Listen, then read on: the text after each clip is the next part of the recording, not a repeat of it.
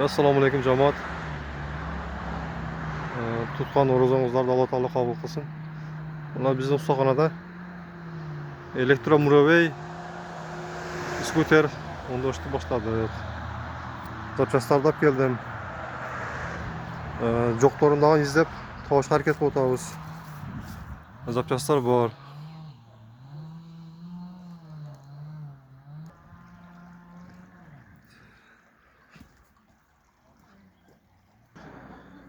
Bunda bir murovey keldi elektriskiy. Zamkayna bo'libdi. Şunu hozir remont qilib, zapuska etib yurgizdikda. Bunal elektromotor kuyib ketibdir. Obmotkasi kuyib ketibdir. Zamkayna o'tirdi.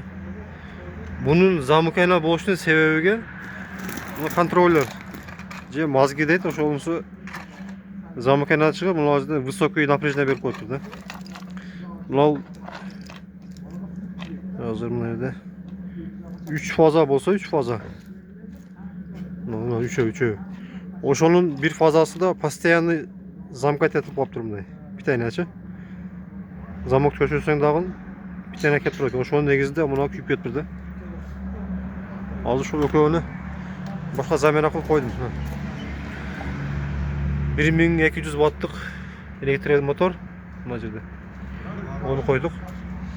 Onu qo'ysam da boshida bilgan emasdim, kontroller ishlagancha.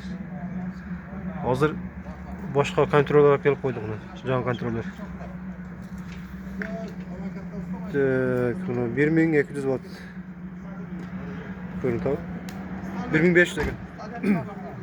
1500 ekan. Bunu qo'ygandan keyin prosta buni qo'ysang, albatta buni настройка qilish kerak.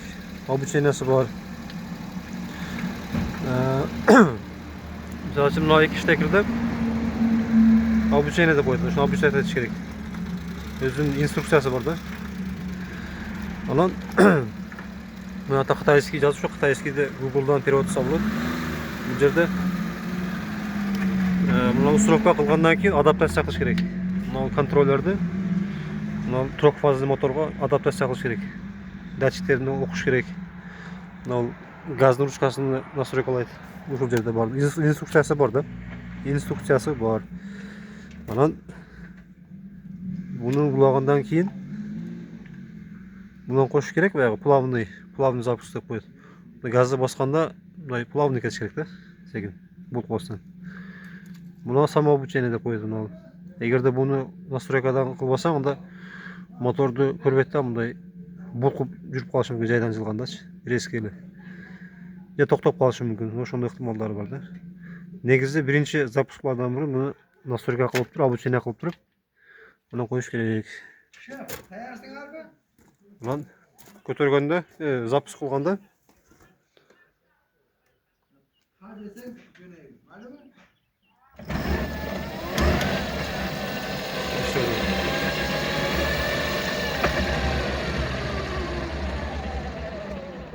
bir bolg'on ko'tarib qo'yish kerak. Sebebi bu zamokni ochganda ishlaydi sразу, birinchi zapuskda, programmada turganda.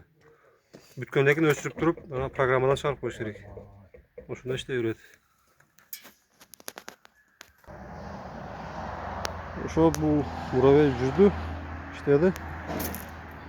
Hozir men akkuratni javob turib, top topshirish kerak.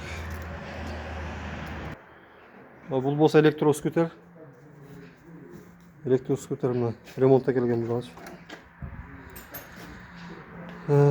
Bu negizgi prichinasi bordg'ili skuterlarda birinchi prichinasi. Bu jigitxon ekanda.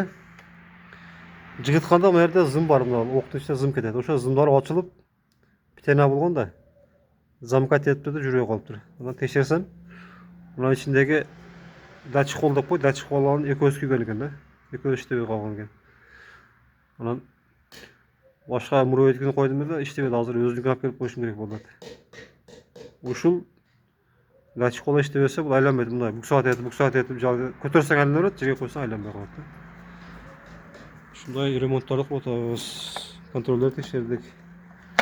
Uni o'zining tekshirib turgan tester bor, testerni tekshirib bordi uni.